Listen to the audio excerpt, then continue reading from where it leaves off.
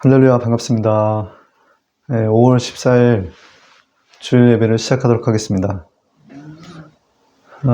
밖에 아까 오기 전에 아카시아 꽃 향기가 너무 좋아가지고 제가 조금 이렇게 물속에 꺾고 왔는데, 네, 향기 좋죠. 오늘 읽으실 하나님의 본문 말씀은 마태복음 4장 5절에서 7절입니다. 먼저 제가 봉독하도록 하겠습니다. 이에 마귀가 예수를 거룩한 손으로 데려다가 성전 꼭대기에 세우고 이르되 내가 만일 하나님의 아들이어든 뛰어내리라 기록되었을 때 그가 너를 위하여 그의 사자들을 명하시리니 그들이 손으로 너를 받들어 발이 돌에 부딪히지 않게 하리로다 하였느니라. 예수께서 이르시되 또 기록되었을 때 주 너의 하나님을 시험하지 말라 하였느니라 하시니. 오늘 읽은 마태복음 4장 5절에서 7절의 말씀을 근거로 주 하나님을 시험하지 말아라 라는 제목으로 은혜의 시간을 갖도록 하겠습니다. 오늘 읽으신 마태복음 말씀은 예수님께서 성령에 이끌려 광야에서 시험을 받던 중 마귀에게 유혹을 받는 장면입니다. 마지막에 또 기록됐을 때 주 너희 하나님을 시험하지 말라 하느니라 하시니, 사실 우리 이 마귀 사단의 이 유혹이 끊임없이 이 세상에서 우리 믿는 주의 자녀들을 유혹을 할 때가 많아요, 사실.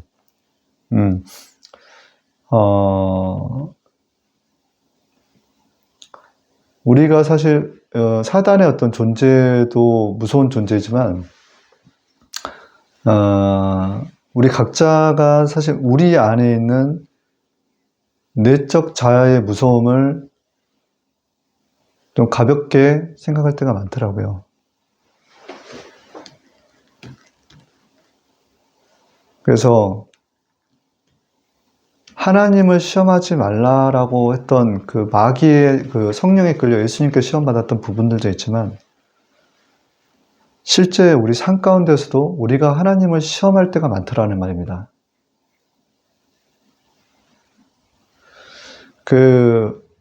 지난주에 이제 영국 일간지 가디언에서 블라디미르 푸틴 러시아 대통령 부모의 묘지에서 어떤 한 년이 괴물과 살인자를 길렀다라는 메모를 남겨서 집행유예가 선고되는 그런 기사가 실렸어요.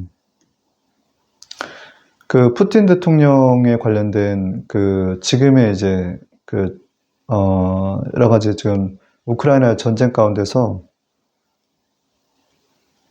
푸틴 대통령이라는 어떤 지금의 이 러시아 대통령의 자아를 괴물과 살인자로 비유한 거예요, 사실. 그래서 우리가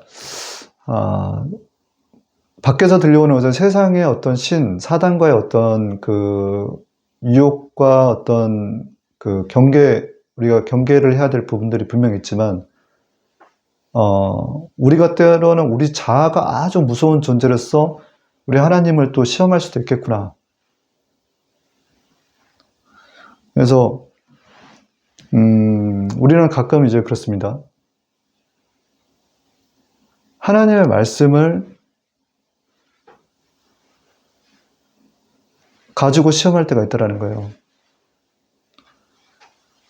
성경에서 히브리서 9장 27절에는 한 번 죽는 것은 사람에게 정해진 것이요 그 후에는 반드시 심판이 있다라고 하셨습니다.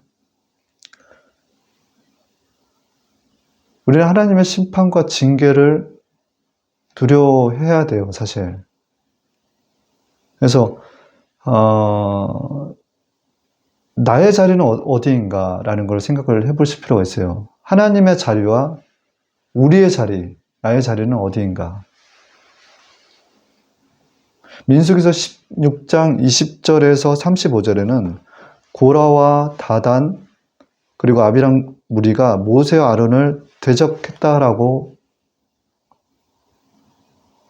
잘 기록되어 있는데, 그때 하나님의 심판이 그들 무리 가운데 반역의 절정에 이를 때 하나님의 심판이 주어지는데요. 그때 처음 하셨던 하나님의 말씀이 너희는 이 회 중에서 떠나라 라는 거예요. 떠나라. 이 회 중에서. 성령의 조명하에서 죄의 자리에서 벗어나 은혜의 자리로 가라는 얘기입니다. 성령의 조명하에서 우리 죄가 드러나게 되어 있거든요.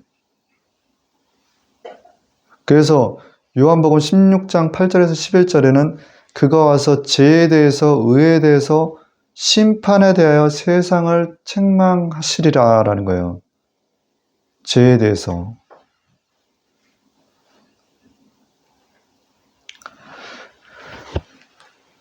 우리는 말씀을 통해서 우리의 자리를 찾아야 됩니다. 성경 말씀에는 신명기 5장 32절에 그런즉 너희 하나님 야훼께서 너희에게 명령하신 대로 너희는 삼가 행하여 좌로나 우로나 치우치지 말고 라고 적혀 있어요.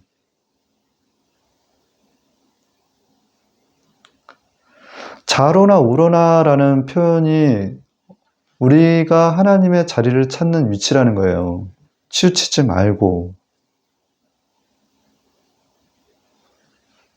창세기의 그 아브라함에게는 99세 때에 야훼께서 아브라함에게 나타나서 그에게 이르시되 너는 전능한 하나님이라 나는 전능한 하나님이라 너는 내 앞에서 행하여 완전하라 라고 하십니다. 이게 창세기 17장 1절의 말씀인데 그 완전하라라는 자리는 하나님의 말씀에서 좌로나 우로나 치우치지 말라는 얘기예요. 마태복음 24장 35절은 천지는 없어지겠으나 내 말은 없어지지 아니하리라. 하나님의 말씀은 살아있고 운동력이 있어요. 그래서 좌우의 날성군과 같습니다.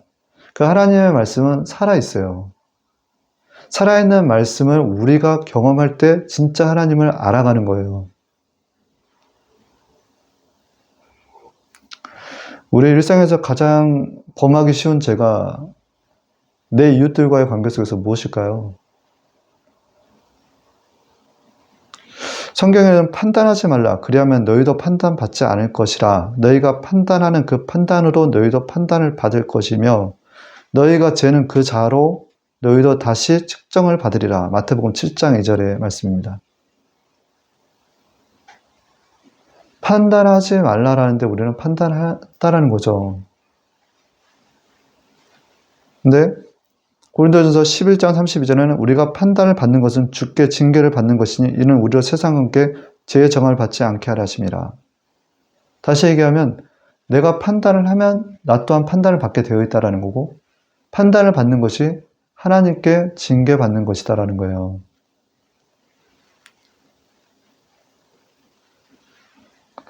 말씀드릴 때 우리는 얼마나 판단하는 자, 판결자의 자리는 하나님의 자리라는 거예요. 우리는 준행자이기 때문에 그 자리에 서서는 안 돼요. 그러나 우리는 늘상 우리 이웃들을 보면서 판단을 하고 정죄를 합니다. 그럼 판단받지 않기 위해서는 어떻게 해야 될까요? 그것은 고린도전서 2장 15절의 말씀처럼 신령한 자는 모든 것을 판단하나 자기는 아무에게도 판단을 받지 아니하느니라 라는 거예요. 신령하다라는 의미는 성령 충만할 때 우리가 판단받지 않는다라는 겁니다. 하나님의 말씀 가운데서 좌로나 우로나 치우치지 않을 수 있다라는 거예요. 성경의 말씀에는 이와 비슷한 구조로 짜여있는 성경 구절이 상당히 많아요. 그래서 내게 특별히 주신 레마의 말씀일지라도 그것이 특별 계시가 될지라도 성경 전체로 보자면 하나님의 말씀은 균형을 이루더라는 겁니다. 아브라함을 불러서 너를 축복하는 자에게 내가 복을 내리고 너를 저주하는 자는 내가 저주하리라. 땅의 모든 족속이 너를 인하여 복을 얻을 것이라 하신지라 라고 얘기를 했어요. 결국 하나님은 주의 자녀들을 축복하는 자에게 축복을 주시고 저주하는 복을 주시고 저주하는 자에게 저주를 주신다는 거예요. 이게 아브라함의 복이에요. 믿는 주의 자녀들에게. 그러면 주의 자녀들은 얼마나 복된 삶을 살겠습니까? 그러나 하나님께서는 또 이와 같이 말씀하십니다. 누구든지 너는 너희 듣는 자에게 내가 이르노니 너희 원수를 사랑하며 너희를 미워하는 자를 선대하며 너희를 저주하는 자를 위하여 축복하고 너희를 모욕하는 자를 위하여 기도하라. 이게 균형을 맞춘다는 거예요. 저희가 그렇게 하나님의 그 고난 속에서 그런 축복과 복을 누리며 살아가는데 하나님의 특별하심이 있죠. 가장 튼튼한 뒷배와 방패가 되시는 거예요. 그런데 그런 주의 자녀들은 자기를 미워하는 원수를 위하여 축복하고 그들을 미워하지 말며 기도하는 삶을 살라는 게 하나님의 말씀인 거예요.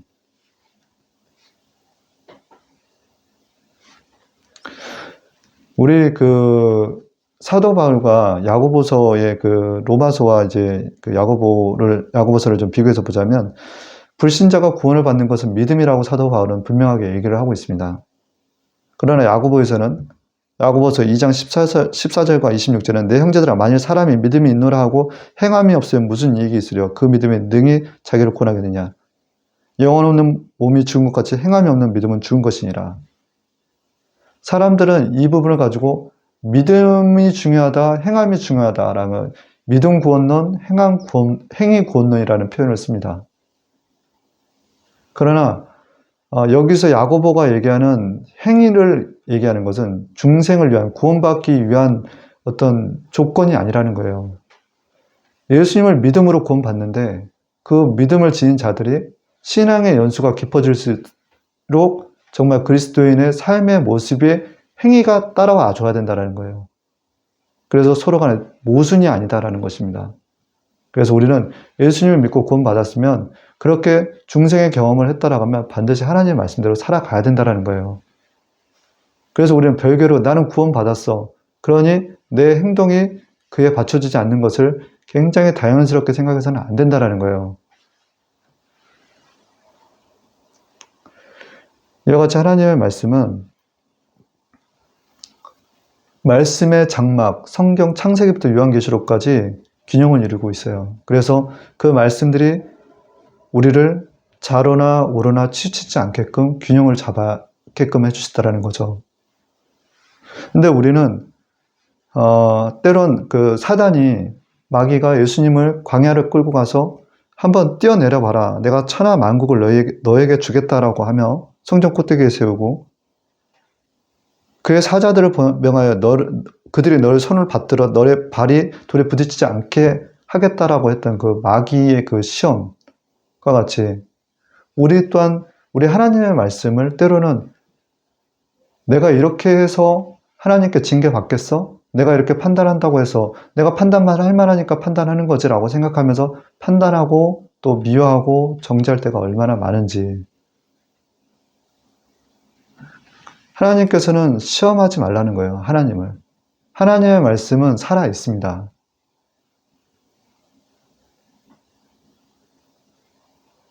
예수님께서 우리에게 성령을 보내주시겠다고 했잖아요. 그 성령이 살아계신 우리 사복음서에 우리 하나님의 말씀 가운데서 실제 응해서 우리 삶 가운데서 성령이 임해서 그 성령의 역사로 말씀이 우리에게 레마로 주어지고 그 성령의 인도하심을 따라서 우리가 거룩한 삶을 살 수가 있잖아요. 이 말씀이 살아있기 때문에 우리가 성령의 하나님이 주시는 값없는 그 은혜의 성령의 임재 가운데서 우리가 그리스도인의 삶을 살 수 있는 거. 이거 하나님의 말씀이 살아있다는 거예요. 그러니까 주 하나님을 시험하지 말아라 라는 것입니다.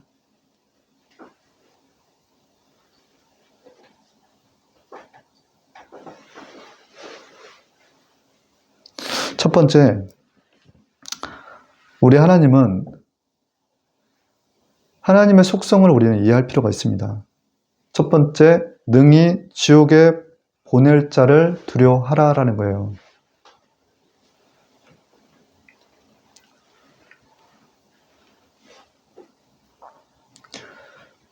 사복음서에는 예수님의 사역이 구체적인 역사적 시간과 공간 내에서 이루어졌음을 보여주고 있어요. 그래서 어느 시대 어느 공간 사람도 사복음서를 통해서 예수 그리스도를 직접적으로 그 예수님의 말씀과 행위를 종합적으로 더 파악할 수가 있다는 것입니다.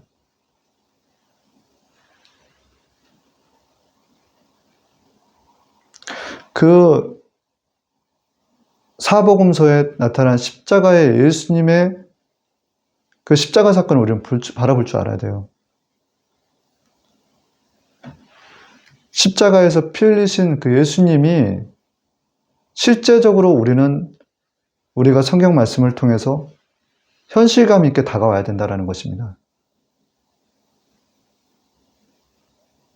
그 예수님의 그 귀한 피가 우리의 죄를 속량하셨다는 거예요. 역사라고 한다면 실제 사실을 기록한 거예요. 실제 사실을.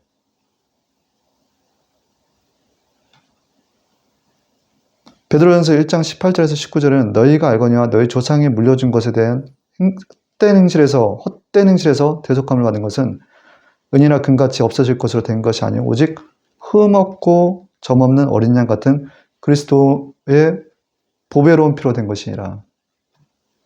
그 예수님의 피가 있었기 때문에 그 예수님의 피로 말미암아 우리의 죄가 대속됨으로 될 수가 있는 것이고, 그로 인해 하나님께 나아갈 수가 있다는 거예요. 용서받을 수가 있다는 겁니다. 또한 십자가상의 예수님의 부활, 그 부활이 없다라면 이거는 신념이 될 수밖에 없는 거예요.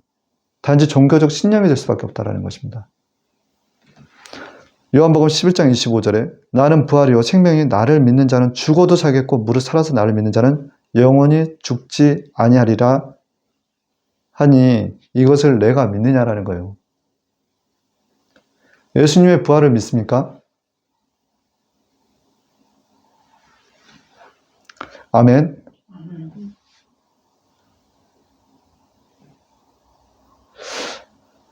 그 예수님을 바라보는 우리 제 자녀들은 그 예수님을 바라보고 따르는 그 십자가의 길이 어떤 길인지 아셔야 돼요. 그 길은 결코 넓은 대로가 아니다. 좁고 협착한 길이다라는 거예요. 그러나 그 좁고 협착한 길이 천국으로 향하는 길이다라는 것입니다. 이 세대 사람들이 요한복음 3장 18절은 저를 믿는 자는 심판을 받지 아니하는 것이요 믿지 아니하는 자는 하나님의 독생자의 이름을 믿지 아니하므로 벌써 심판을 받은 것이니라. 이 세대의 사람들이 백성들의 마음이 완악해져 서 듣기는 둔하고 눈은 감았으니 눈으로 보고 귀로 듣고 마음으로 깨달아 돌이켜 내게 고침을 받을까 두려움이라 하니라. 이미 하나님께서는 예수님을 믿지 않는 자들을 이미 심판하셨다는 거예요.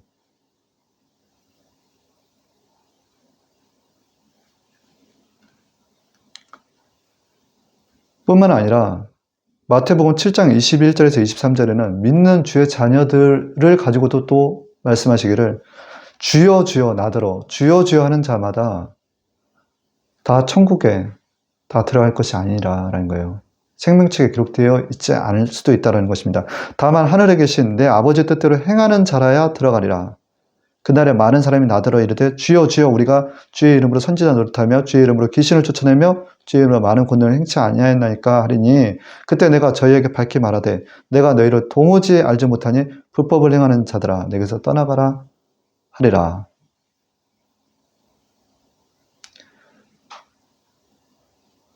하나님의 독생자의 이름을 믿지 아니하는 자는 벌써 심판이 맺다라고 했고요. 마태복음 7장 21절에서 23절에는 주여 주여 하는 자마다 천국에 다 들어가는 것이 아니다라는 것입니다.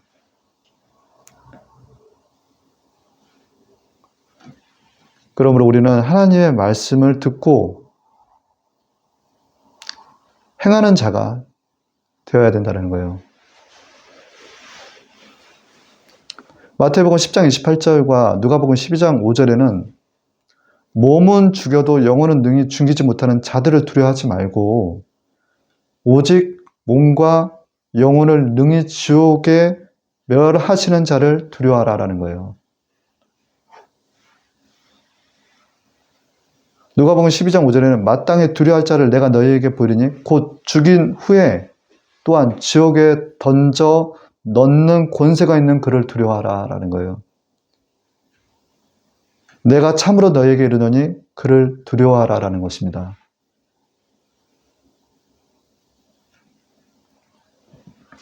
두 번째는 하나님의 생각은 너희의 생각과 다르니라는 거예요.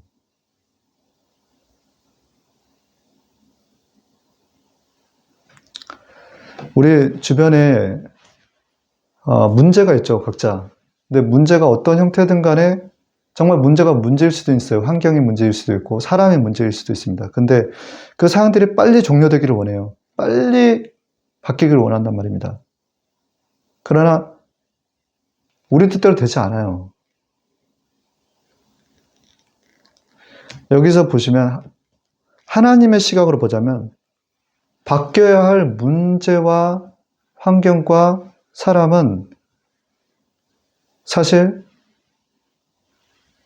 밖에 있는 사람이 아니라 우리 자신임을 깨달을 때가 많다라는 거예요. 하나님의 생각과 우리의 생각이 다를 때가 많이 있다는 것입니다. 그 차이가 있어요. 그 괴리가 있을 수 있단 말입니다. 그 이사야서 55장 8절에서 9절에는 야훼의 말씀이 내 생각은 너희 생각과 다르며 내 길은 너희 길과 달라서 하늘이 땅보다 높은 같이 내 길은 너희 길보다 높으며 내 생각은 너희 생각보다 높으니라.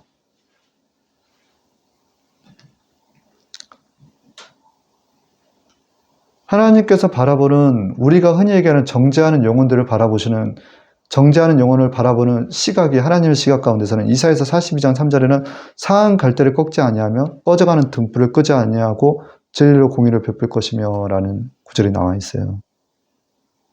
고린도전서 1장 27절에서 29절에서는 하나님께서 세상에 미련한 것들을 택하사 지혜 있는 자들을 부끄럽게 하려 하시고 세상에 약한 것들을 택하사 강한 것들을 부끄럽게 하려 하시며 하나님께서 세상에 천한 것들과 멸시받는 것들과 없는 것들을 택하사 있는 것들을 폐하려 하시다니 이는 아무 육체라도 하나님 앞에서 자랑하지 못하게 하려 하심이라.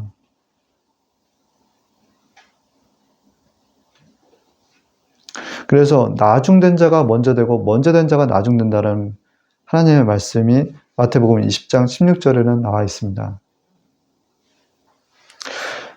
하나님의 생각이 이렇다면 우리의 생각은 어떤 생각이 주로 많이 지배할까요? 우리가 깨어있지 못하면요.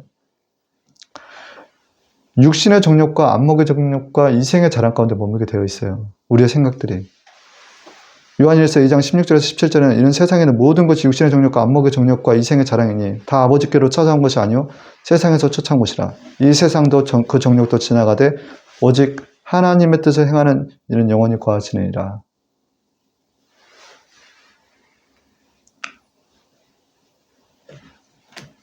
그러므로 우리는 하나님 앞에서 우리의 생각을 낮춰야 된다는 것입니다.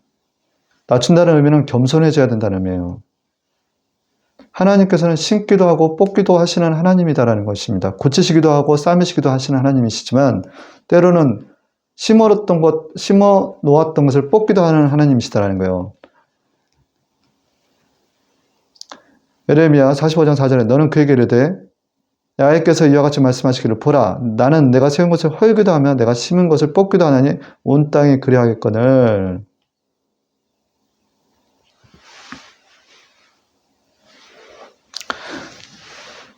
그러므로 우리가 주변의 이웃들을 바라볼 때는 세례 요한이 예수님을 마주했던 것 같이 그는 흥해야 되겠고 나는 세해지리라는 마음으로 바라보셔야 돼요. 어떤 영혼이든 간에 그들의 현재 모습과 현재 이치를 보고 판단하지 말고 예수님을 맞이했던 세례 요한의 마음으로 우리 주변의 이웃들을 대하라는 것입니다.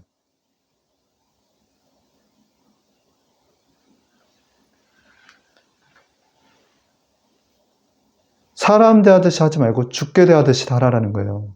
예수님을 마주할 때 그는 흥해야 되겠고 나는 세해지리라는 마음이 세례 요한이지 않습니까? 그와 같이 우리 일상에서 사람을 대할 때 예수님 대하듯이 하라는 거예요. 그들은 흥해야 되겠고 나는 세해지리라. 그때 비로소 은혜가 우리에게 차오르더라는 거예요. 하나님은 겸손한 자에게 은혜를 더하시더라는 거예요. 야고보서 4장 6절에 그러나 더 큰 은혜를 주시나니 그러므로 일렀을 때 하나님은 교만한 자를 물리치고 겸손한 자에게 은혜를 주신다 하느니라.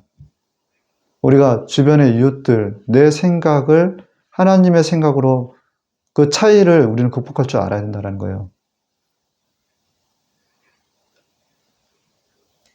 이사야서 58장 7절은 또 줄인 자에게 내 양식을 나누어 주며 유리하는 빈민을 집에 들이며 헐벗은 자를 보며 입히며 또 내 권력을 피하여 스스로 숨지 아니하는 것이 아니겠느냐. 우리 삶 가운데 낮아지고 섬기는 자가 되어야 됩니다. 상대방을 일으켜 세워주고 돕는 자가 되어야 되는 거예요. 세 번째는 우리는 날마다 기도해야 된다라는 거예요.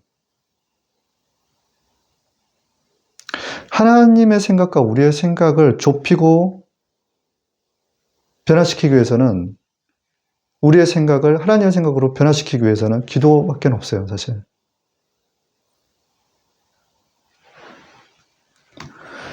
로마서 8장 6절은 육신의 생각은 사망이요 영의 생각은 생명과 평안이라. 우리의 육신의 생각이 사망이라는 거예요. 이 육신의 생각을 영의 생각으로 바꾸려면 기도라는 거예요, 기도. 그래서 영으로 기도해야 된다는 거예요, 영으로. 그렇게 해서 우리의 생각은 하나님 생각을 바꿔나가는 거예요.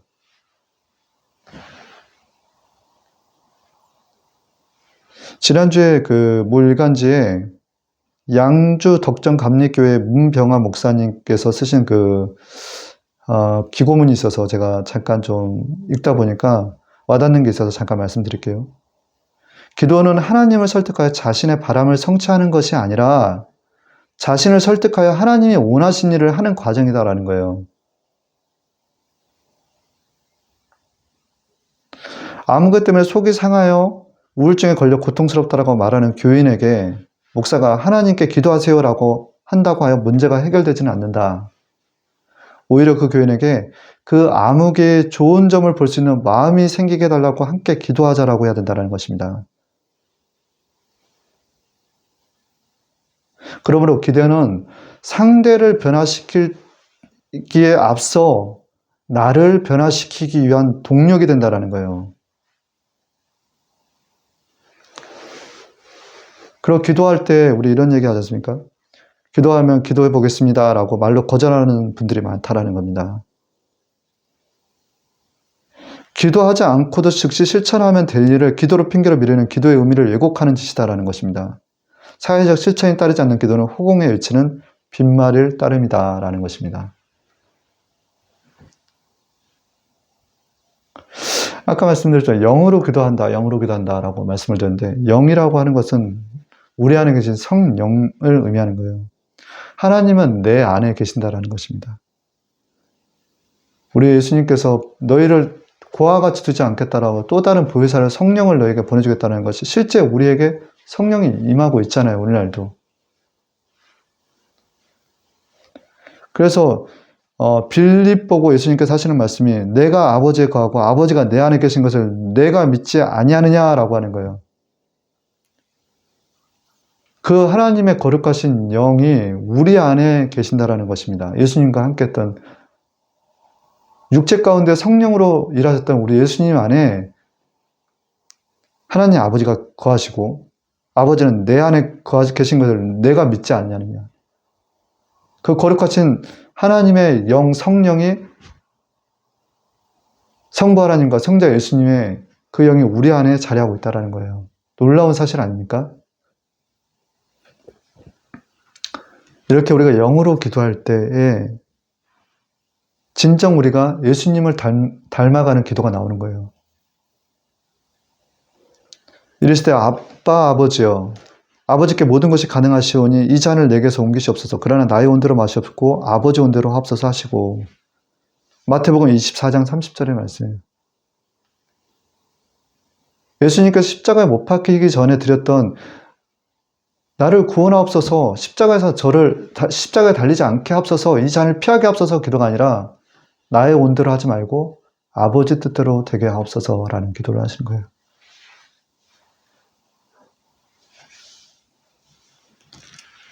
우리 하나님께서는 우리가 광야 생활을 하면서 우리의 필요한 것들 다 알고 계세요, 사실. 능히 채워줄 수 있는 하나님이세요. 그러나 즉시 응답되지 못한 것들은 하나님의 선하신 계획을 믿으라는 겁니다. 그 하나님의 뜻은 우리를 더 좋게 해주시게 한 후회 없는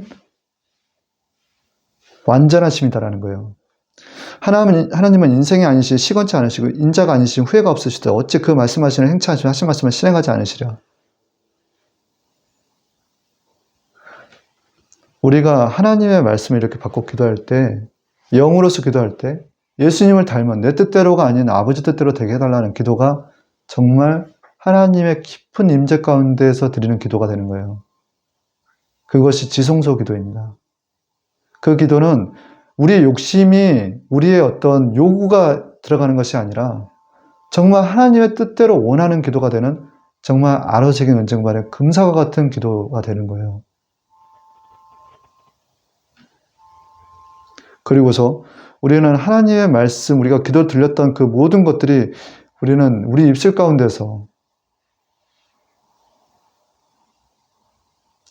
하나님의 뜻 가운데서 이루어지기를 원하며 원망불평하는 얘기를 하지 말아야 돼요. 그래서 기도 응답 후에 어떤 하나님의 응답이건 간에 우리는 하나님을 믿고 의지하며 디모데전서 4장 4절에서 5절의 말씀처럼 하나님께서 지으신 모든 것이 선하며 감사함으로 받으면 버릴 것이 없나니 하나님의 말씀과 기도로 거룩해질지어다. 결과론적으로 하나님의 기도의 모든 응답이 다 감사함으로 받아야 될 내용들이라는 거예요. 그 일로 우리가 하나님의 말씀과 기도로서 더 거룩해져 간다는 것입니다. 결론입니다. 갈라디아서 6장 7절에서 10절에 스스로 속이지 말라. 하나님은 만홀히 여김을 받지 아니하시나니 사람이 무엇으로 심든지 그대로 거두리라. 자기의 육체를 위하여 심는 자는 육체로부터 썩어질 것을 거두고 성령을 위하여 심는 자는 성령으로부터 영생을 거두리라. 우리가 선을 행하되 낙심하지 말지니 피곤하지 아니하면 때가 이르면 거두리라. 그러므로 우리는 기회 있는 대로 모든 이에게 착한 일을 하되 더욱 믿음의 가장들에게 할지니라. 아멘. 스스로 속이지 말라는 거예요. 우리 하나님은 우리의 마음의 깊은 곳을 다 감찰하시는 하나님이십니다.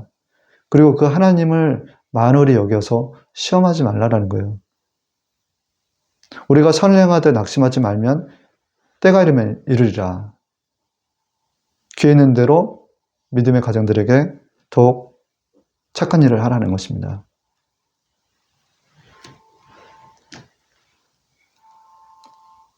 성경은요, 하라는 것과 하지 말라는 것이 정확하게 구분이 되어 있어요. 말씀이 곧 하나님이십니다.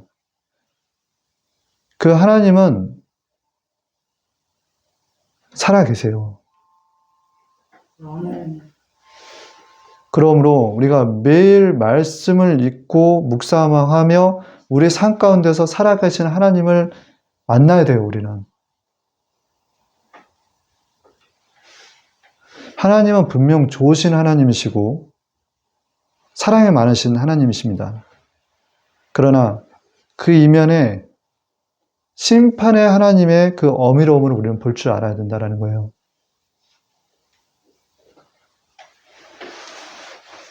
진정 하나님을 만홀히 여기지 말며 주 하나님을 시험하지 말아야 됩니다. 주님의 징계와 심판을 두려워하는, 경외하는 하나님의 백성들이 되기를 소망해 봅니다. 이것으로 주일 예배를 마치도록 하겠습니다. 좋으신 하나님 아버지 감사합니다. 이 또 짧은 시간 안에 우리 하나님 말씀을 가지고 아버지여 태어나였습니다.